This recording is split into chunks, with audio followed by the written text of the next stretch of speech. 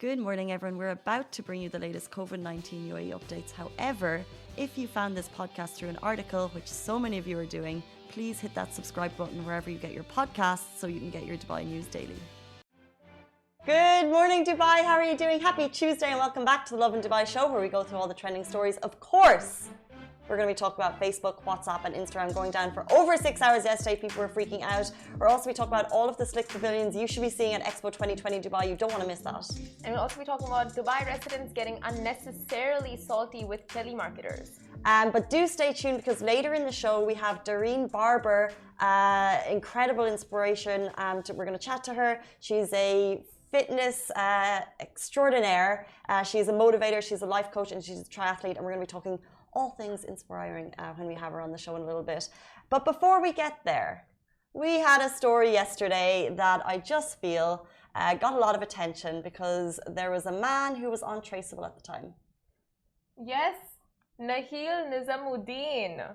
Now he won a jackpot. You know, the big lottery that everyone's talking about, the Abu Dhabi big lottery ticket. So he got a ticket, he won 10 million dirhams, and after which he was untraceable during the show. So the show hosts were trying to call him and he was completely not reachable. Both of his phone numbers that he provided, they weren't ringing, they were out of reach. And then finally they got in touch with him, and he was actually in Qatar, but he gave his numbers, his Indian numbers. So, you know, like it wasn't connected to his SIM or whatever it was. But finally, at the end of it, when they got in touch with him, he was just like, I thought it was like, you know, like you get so many spam calls and so many times people call you saying you've won, you get emails saying you've won. And people messaged him saying that he's won the big ticket, and he's like, wait, is it spam? Is it for real? Is it legit? We were sending out a search party for him, to be honest. We were on the show yesterday being like, this man has 10 million dirham. They're looking for him. He's untraceable. We need to find him. But didn't do much help, but he was found. But he was found, and turns out that the 10 million is not all for him. He got the ticket along with 40 other expats. So they'll all be sharing the price of 10 million now, which is going to be like 2.5 million each. Not bad at all. Not bad. But it is interesting because we spend our lives, it feels like we have at least one story a week about scamming and hacking, and they are so rife at the moment. So if you get a call telling you you've won money, you're like, no. But then if you've paid for a ticket, surely you would know. Casey, these days, the scammers are so on top of it. It's like, I'm sure they would even know the people who go and buy the ticket. And this is the thing, because people who enter Lovin Dubai competitions, then they get a message from a Lovin Dubai totally fake, bogus account telling them they've won. But then you need to be really sure and check that it's got the blue tick and it has, we only have one Lovin Dubai account communicating with you. Exactly. So it's so tricky these days. But he legit won 10 million, and now his 40 other compatriots, they get like 2.5 million each. Wow, it's a lot of money. It's a lot of Nahil, we're so glad you were found, and we'll take some of the money as a reward for helping. It was all bank numbers here, IBAN in the comments below. Let's jump into our top story. First of all, we're live on Instagram, we're live on Twitter, we're live on YouTube as always. But Facebook, our streaming connection is still a bit buggy. Is it connected to last night's outage? We're not sure. But last night, I think we were all sitting home alone, and it was a very, very weird time. It really was. Facebook, WhatsApp, and Instagram went down globally for 6 hours. So these are obviously three of the world's biggest social media and communication platforms. They went down in Dubai shortly before 8 p.m. last night. How did you figure out they were down? Yeah, so I was in the office working like I do after hours because it's fun for me. So anyways, I was on Instagram. You were in the office until 8 o'clock last night? Just writing the script. Anyway, so I go on Instagram and I'm like searching something and it's not working for me. Like Instagram is down on my laptop. So I'm like, okay, maybe it's the Wi-Fi. So I go on my phone and it's down. And then what do you do in these situations? You go on Twitter. You go on Twitter. And you search Instagram, down. And it turned out Facebook was down, WhatsApp was down, Instagram was down. How did you find out? I found out because my boyfriend was sending a WhatsApp and he was like, it's not sending. And I was like, I don't care. And he was like, check your phone. And I was like, fine.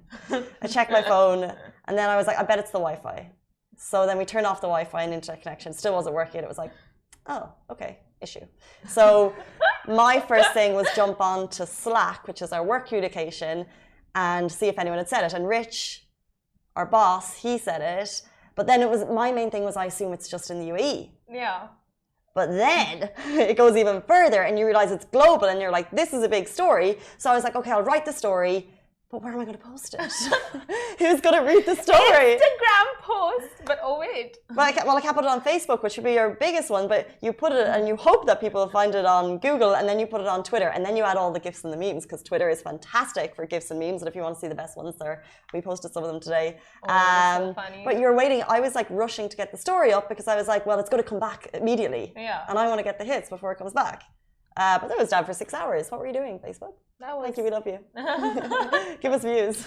Okay, so the rumor is that it was a hack. Like if you go online and check it out, it's like express.co.uk reported saying Facebook, WhatsApp, and Instagram all down. Biggest hack in history? ?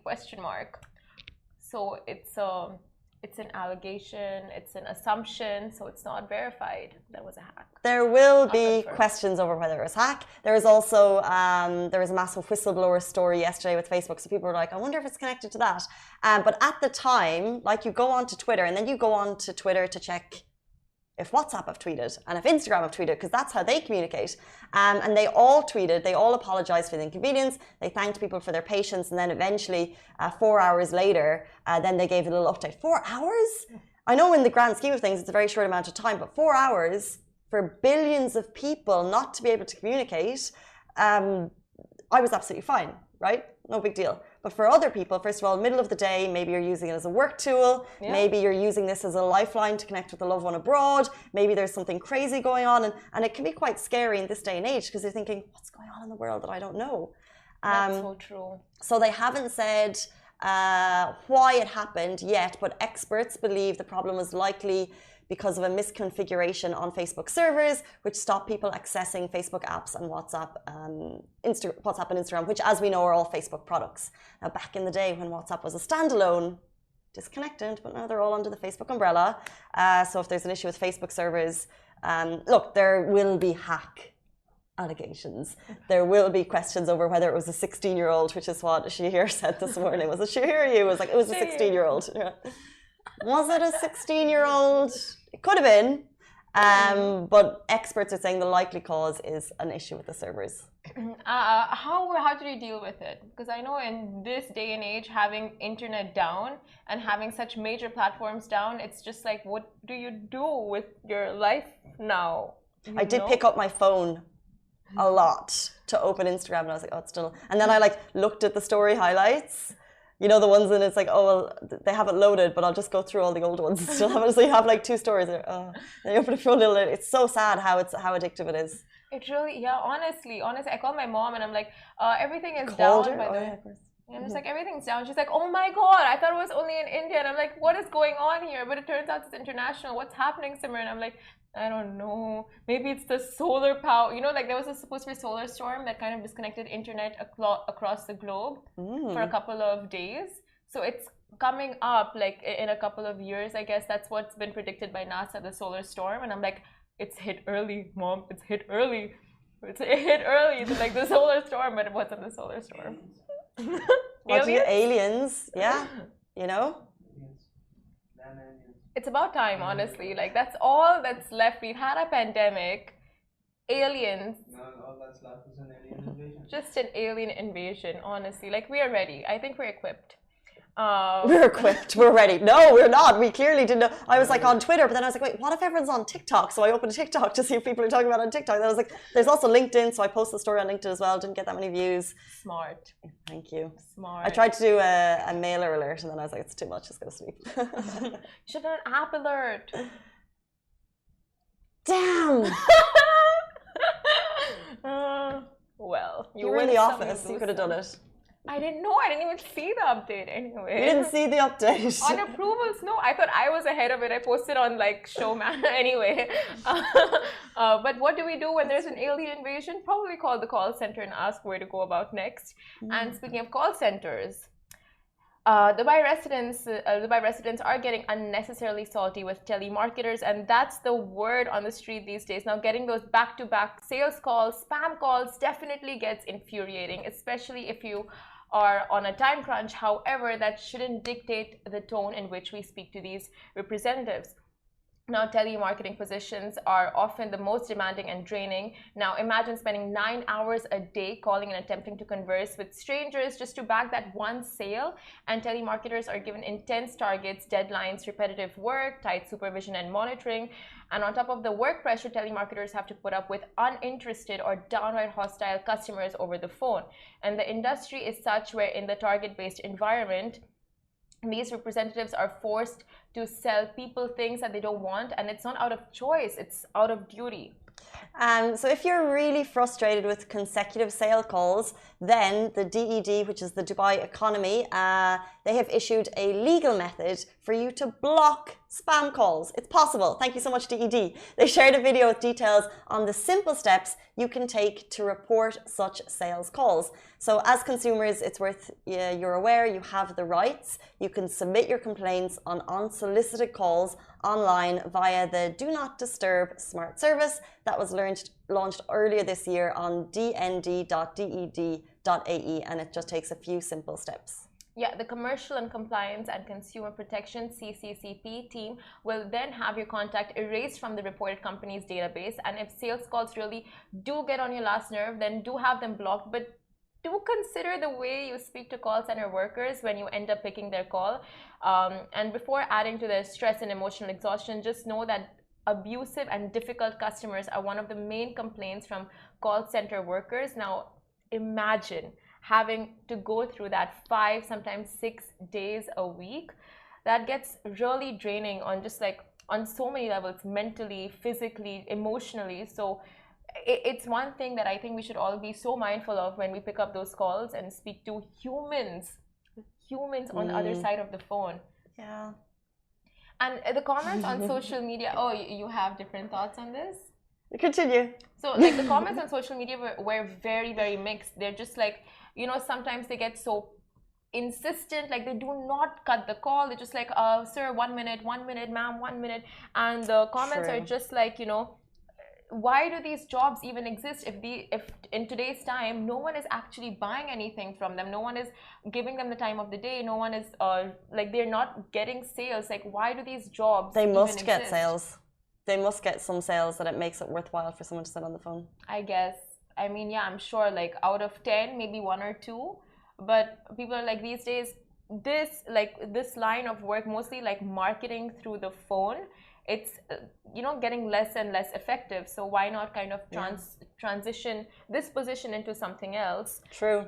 Or even just put a bot at the end of the phone, because they'll be saying the same thing. And if the bot can sense that the person is receptive, then put a person on it, so less people. I worked at a call center before, and yeah, the rudeness on the other side of the phone is a lot. However, like, it's your job, so you're just expecting it. Like, I don't think I have emotional trauma from it. I have more emotional trauma from being on the street trying to sell people things and being like, hello, and they're like, go away, sorry, because it's very personal, it's face to face. But if you're on the other end of the phone, you're like, okay. It can be quite negative. However, I 100% agree that the tactics of the callers, so having done the job before, that every time I get the call now, I'll say, no, thank you. I'm okay, thank you. No, thank you. And I'm ready to hang up. So if they accept that, totally fine. My day's not put out. Their day's not hopefully put out by my negativity and saying no. Yeah. However, if they egg at you to keep you on the phone and they're like, but this is really important, I'm like, what is it? You know, if they really try, it's really frustrating. Because you're like, I need to hang up. I'm trying to be as polite as possible. Yeah. But it's really annoying if they like egg at you.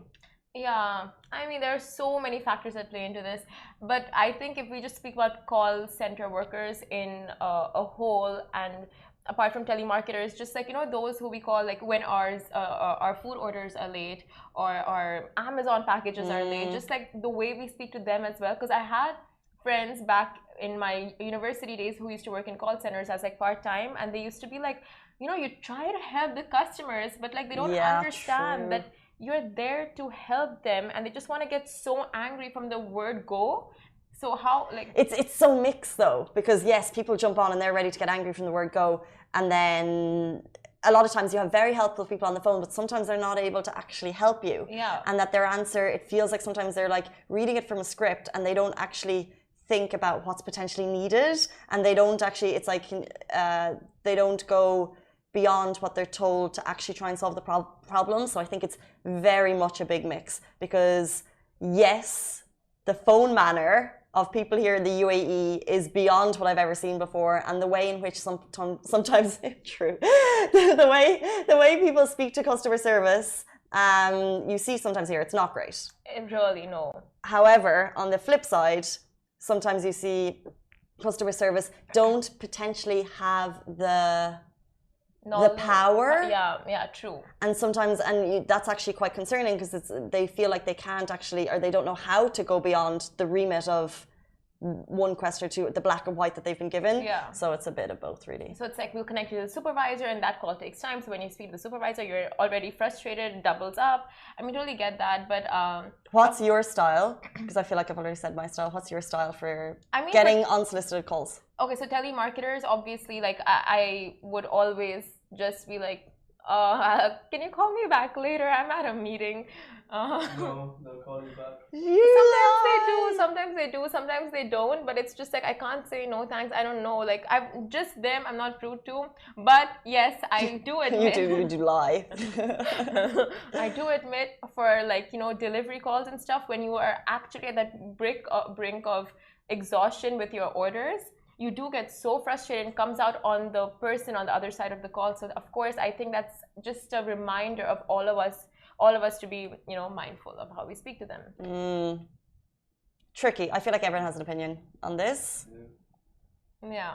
Thoughts? Opinions? Thoughts, guys? Let's move on to something a lot more exciting. We are talking about the slick pavilions you need to visit at Expo 2020 Dubai. Of course, throughout these 6 months, we're going to be talking all things Expo. I was fortunate enough to go down there on Friday, and unfortunate enough that I wasn't able to see the entire scale of the build, because look, it's absolutely huge, over 200 pavilions. But the one that I was able to go, and which we spoke a little bit already, was the Plus at the Opportunity District. And we're going to go through a little bit of that, and throughout the 6 months, we're going to be giving you all of the Expo updates that we have. And I don't know if you saw the stories that we shared on Friday, that this is one pavilion. Well, okay, so first of all, this is in the Opportunity District. So if you're arriving via the Al Wasl Plaza, the Al Wasl Dome is kind of like the central heart of Expo. So if you get the metro in, there you are, and then you have to like find the lane, and then it's actually like, it opens up. And the Plus itself is a collaboration between Pepsi and Lay's, who we're working with. And thanks to that, we got to see all of the super cool stuff going on inside. It's kind of hard to like... It was so cool, Casey, like, honestly. I just wanted to say that. Well, first of all, I got a massive thank you message from my boyfriend, because I was able to send him a personalized message from Messi. This is so that each pavilion, and let's say we're just talking about the Plus now, they each have different immersive things. When I say immersive, they're like interactive. You can smell things, you can touch things, you can play with things. It's like a playground, but for our age. So like, let's say I don't know the exact size. We have the photos beside us on Facebook, but like there's heaps of stuff going on inside each one. And let's say, for example, one, I thought I was going into a football game. So this is part of the Lays experience. You go up and you type your name in, and then suddenly it's like game on, and you have like this immersive screen around you, and then suddenly Messi's like, "Hey, Casey," and I was like, "Hey, Messi," and then he's like, "Do you want to join for the game?" I'm like, "Yes, yes, I do." And then you can actually send that message. You can create a new one. Sorry, Ali, I should have sent it to you. This one. Next. I'm a fan too. Are you? Lionel Messi, right? Yeah. Maybe you are a fan, but I know that Ali's a massive football fan, and like Messi is like the legend. Goat, not just legend, goat. What? What? Debatable? Okay, well then we won't have a message. But one of the other things that super struck me there was, first of all, I'm going to ask you your favorite Lay's flavor, but are you aware? Ketchup. Exactly, ketchup flavor. I didn't grow up with a ketchup flavor. And in the experience, you can actually see the hundreds of flavors that they have all over the world. There's a salted egg flavor. What? How does that even taste? And then you can go into these and they actually give you, so let's say for example there's like a cucumber flavor, you can go into a specific immersive experience and then the smell, so you learn about the country that it was the country, the flavor that it's from, and then the smells come in, it's like overpowering around you, the smell of these Lay's chips. Wow. Do they give a bag of chips afterwards? Because obviously you're like salivating, right? I didn't see. No? See, but they also have cucumber, pickles. Oh my god, what is that? Like, I think cucumber would taste minty, fresh. I don't know. No, they have mint too. Oh my god. Yeah, they have cappuccino flavors. It was like mind-blowing.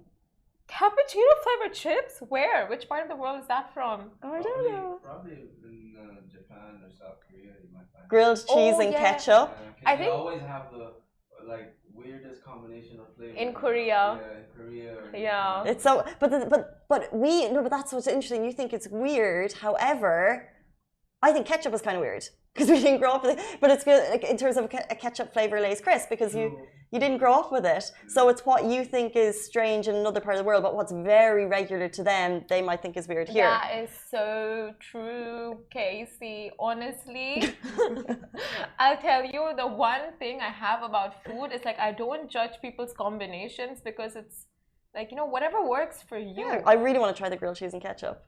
But then they also had these like experiences where you go in and it's like sensory in terms of it smells like spring.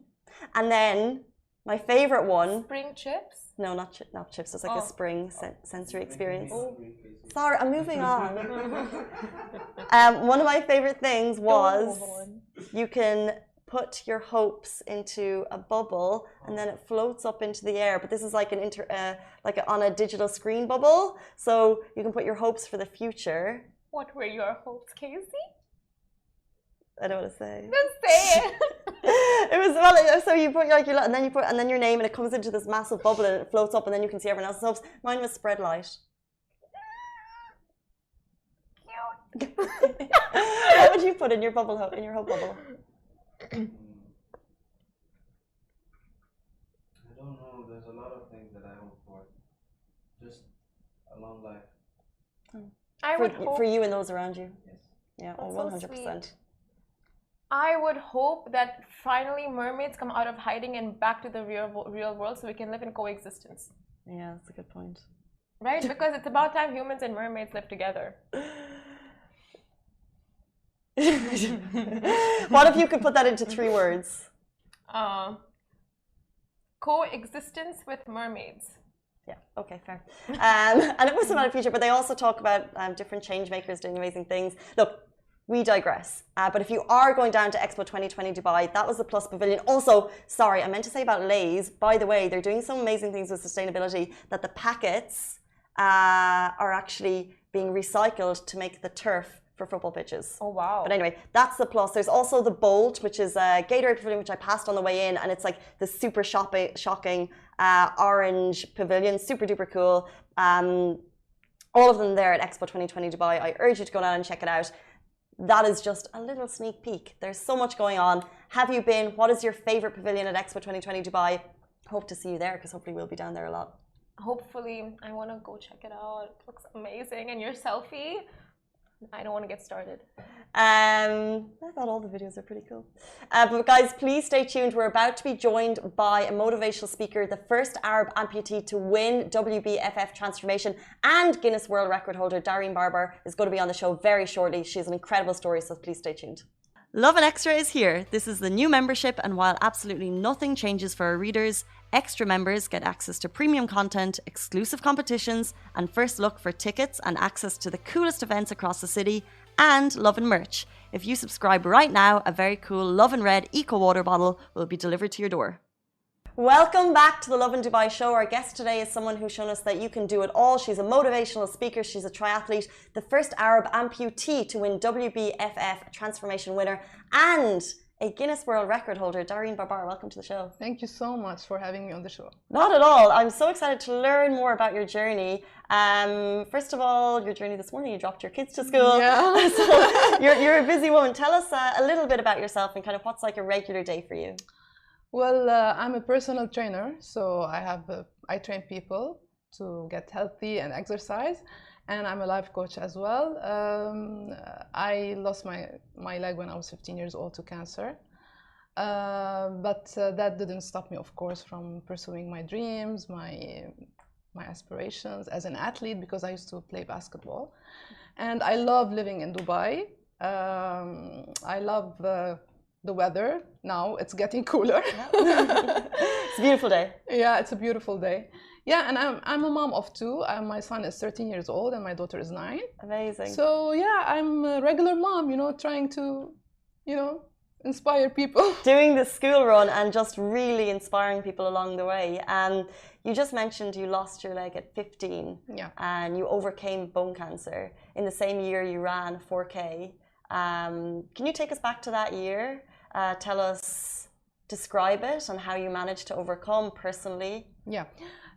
So when I lost my leg, around 28 years ago, actually, in Lebanon, it was during the war, so there was no internet, no social media, so I had no idea what my life would look like. So I didn't have anyone to look up to manage to get through the trauma that I was living. But after years of fighting and trying to live a normal life, which I managed to do, I moved to Dubai, and Dubai has opened up a lot of opportunities for me. So I had another accident that actually was my wake-up call. In 2013, as a mother, you tend to lose yourself in taking care of your children. And after 6 months from delivering my daughter, I fell down and I broke my hip in the kitchen. So yeah, that accident actually woke me up, and I was like, how did I neglect myself? And I was overweight and I wasn't taking care of myself. Any mother would pass through that. So I had to take control of my life and make a change and go to the gym, eat healthy, and I started to see the change in my life. And my passion was regained gradually to sports, and I started to do all these achievements. The first thing that I did, I walked 4 kilometers in Dubai Standard Chartered Marathon. Mm-hmm. It was a big thing for me, honestly, to walk that distance, because I used to walk 500 meters and I'll be panting, Mm-hmm. because I wasn't And healthy. This was since the 2013? Yeah, 2013 until now, I've been unstoppable. Yeah, and when you change your mindset, you change your thoughts, eventually your life will change and everything will open up. All the abilities will start to open up for you. And I started to see how much I can do and how much I can achieve. And you start to attract this energy into yourself, because you're thinking positively, you're being optimistic about life. So I started to do all these achievements. I participated in WBFF. Mm-hmm. It was a challenging step for me to step on stage and participate with the able bodies. It was a great thing for me. I overcame my fear of people's misperception about beauty and perfection. And I did the super sprint triathlon, which involves 3 sports: swimming, running, and biking. And the last one, which was I was dreaming of it. I was a kid reading Guinness World Record books, as an entertainment, because we didn't have internet or social media.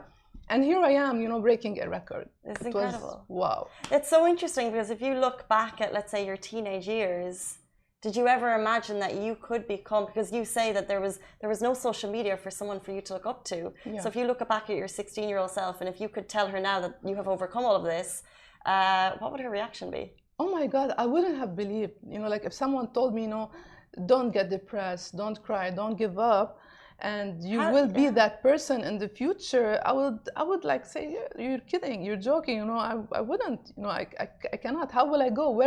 How would I start, to be that person? But it takes perseverance, faith in yourself, taking your challenges day by day. If you think about everything at the same time, think about the future, think about everything, you'll be overwhelmed and you'll never take any step. So just take it day by day, be present in the moment, mm-hmm. live this moment, and everything will be okay. So back in your teenage years, were you into fitness? were you I guess working out, or were you kind of living, or were you I actually was part a of, sporty, was fitness part of your life? yeah, I was sporty girl. I used to be on the basketball team in school. Very passionate about sports. I loved running. I loved, you know, I was fond of my body. Used to wear dresses, short dresses, skirts, you know, go to parties with my friends. But you know, like, it was a shock for me, you know, what happened. It made me lose my passion. How long was the experience, I guess, because you had bone cancer? How rare is that for a 15-year-old to It was to pretty. happen? It was And how pretty long rare. was the cycle of the illness for you? Yeah, I was diagnosed in 1993. I went into chemotherapy for 7 months, and during these 7 months, I got my leg amputated, and I had to go into rehabilitation to get a prosthesis 3 months. Then I had to go back to school, and you know, get into be a warrior and fight What the fight. a challenging time for a teenager. Yeah, exactly. You have had an amazing story. Thank Wow. you. Thank you. And then I guess you said that there was no role models. What was it like kind of adjusting back to life again as from someone who was sporty? I lost my passion. I lost my faith in myself doing anything, any kind of sports. The only thing that was available for me was swimming, because it didn't involve any, like, you can swim without having one leg.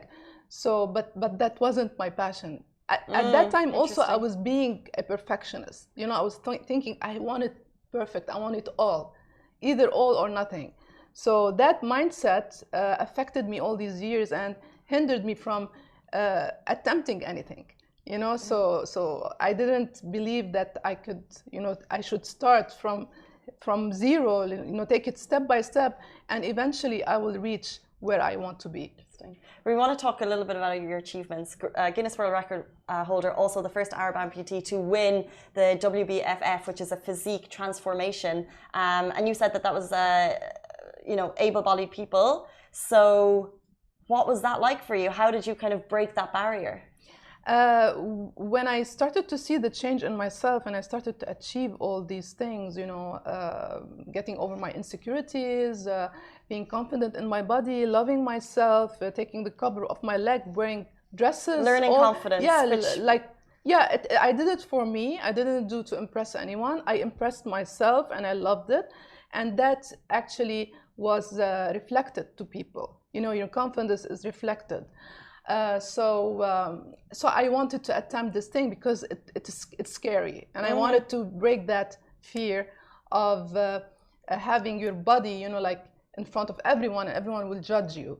But it was an amazing experience. The audience, when I went on stage, all the audience stood up and they were clapping, and it was like I still have goosebumps thinking about it. I have goosebumps as well. well. Yeah, like, oh my God, you know, and even the athletes there, they were like, what is she doing here? I mean, this is not her place. It was that kind of reaction. Wow. But I'm like, I broke these misperceptions. I hope you showed them your gold medal. Yeah, exactly. I was actually qualified to participate in the World Beauty, because they do it every year. They do in many countries, and then they do a whole event where. But I didn't do it because I thought, like, I got my message through. I don't want to go into this direction. But it's so interesting, because you are now the role model, inspiring to the 16-year-olds who may need the help. You are there sharing your story, which is just so incredible. But what's really interesting is I saw 2 posts on your Instagram. One is you're modeling a gorgeous dress. You look absolutely fabulous. And then the next post is a TikTok that you shared with saying that you received negative comments for sharing your story online. Yeah. How do you kick back at those people? Yeah, I get like. So for sharing, because you shared pictures in a bikini or something. Yeah. You know, we always find these people in our society, the extremists. You know, they want to like prove themselves right, and they want to impose their opinions. I always welcome people's opinions, but in a kind, nice way, not in a judgmental way. It's okay to be curious, but not judgmental.